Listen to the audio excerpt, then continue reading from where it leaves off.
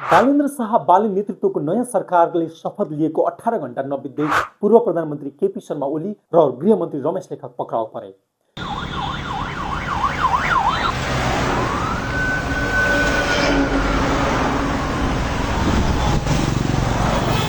निर्णय सही हो कि गलत हो यो जान्नुभन्दा अगाडि 2065 सालमा फर्क्यौँ। जतिखेर अहिलेको राष्ट्रपाको जस्तै तत्कालीन माओवादीको क्रेज थियो, अहिलेका बालेन र रवि जस्तै प्रचण्ड र बाबुराम थिए उतिखेर। त्यसैको बलमा उनीहरूले 601 मध्ये 220 सिट ल्याए र ठुलो पार्टी बने। ठुलो पार्टी बनेको आधारमा प्रचण्ड प्रधानमन्त्री बने। प्रचण्डप्रति जनताको ठुलो आशा र भरोसा थियो। केही राम्रै कामको सुरुवात भइ पनि रहेको थियो। तर केही समयपछि प्रचण्डको शक्तिको उन्माद जाग्यो र उनले तत्कालीन सेनापति रुखमांगत कटुवाललाई हटाउने निर्णय गरे। त्यो निर्णयलाई तत्कालीन राष्ट्रपति डाक्टर रामवरण यादवले अस्वीकार गरिदिए। त्यसपछि प्रचण्डले बाध्य भएर घुँडा टेके र राजीनामा दिनु पर्यो। राजीनामा दिए 9 महिनामै। र पछि उनले भने आफूलाई विदेशीको षड्यन्त्रको कारणले गर्दा राजीनामा दिन बाध्य भएको भनेर। तर विदेशीको षड्यन्त्रभन्दा बढी उनकै त्यो निर्णय थियो। त्यसपछि जनताले न माओवादीको राम्रो कामको अनुभूति गर्न पाए, न माओवादी कहिले पुनः ठुलो पार्टी बन्यो।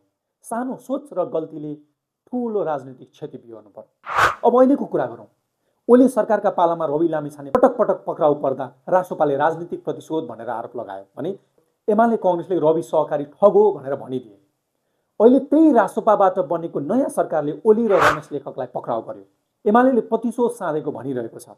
रविलाई सहकारी रकम अपचलनको आरोप थियो, जुन अदालतमा विचाराधीन छ भने जेनजी आन्दोलनमा 76 जना मारिएको घटनामा ओली र लेखकमाथि आरोप छ।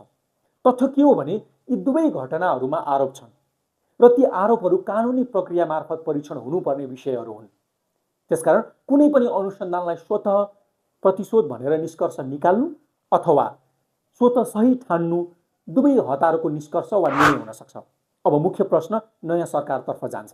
के पक्राउ गर्ने निर्णय छानबिन आयोगको प्रतिवेदन पर्याप्त अध्ययन र तयारीपछि गरिएका हुन् अथवा प्रतिवेदनको पूर्ण अध्ययन भएको हो कि होइन भनेर पनि प्रश्न उठिरहेको छ। यदि पर्याप्त अध्ययन र बलियो कानुनी आधार बिना हतारमा निर्णय गरिएको हो भने त्यसले सरकारको परिपक्वतामाथि प्रश्न उठाउँछ। अबको सरकारले निकै सुझबुझपूर्ण निर्णय गरेर अघि बढ्नुपर्ने हुन्छ।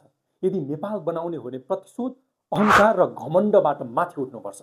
अन्यथा देशले अब फेरि अर्को विध्वंस सहन सक्दैन। जसका लागि जुन तादरुकताका साथ भदौ 23 गतेको घटनामा मारिएको युवाहरूको न्यायको लागि भन्दै पूर्व प्रधानमन्त्री गृहमन्त्री पक्राउ परिरहँदा भदौ 24 गते देश जलाउनेहरू विरुद्ध कहिले एक्सन लिने?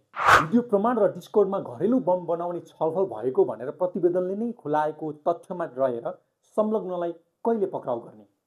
अनि यी सबै हुनका लागि मिसइन्फर्मेसन फैलाउने, घर बसेर भिडलाई भड्काउने काम गरेका, एआईबाट सिंहदरबार जलेको भिडियो अघिल्लै दिन सार्वजनिक गरेर र त्यसका बारेमा बोल्ने, त्यसरी बोल्ने सोशल मिडिया इन्फ्लुएन्सरहरू विरुद्ध कहिले एक्सन लिने भन्ने कुराले सरकारको विश्वसनीयता जनाउनेछ। जनताले दुवै दिनको दोषीमाथि कारबाही हुनुपर्ने माग गरेकै छन्, जसमा सरकार सचेत हुन जरुरी छ। अन्यथा राजनीतिक प्रतिशोध नै मानिनेछ र आफ्नालाई काखा र अरूलाई पाखा गर्ने प्रवृत्ति फेरि दोहोरिनेछ।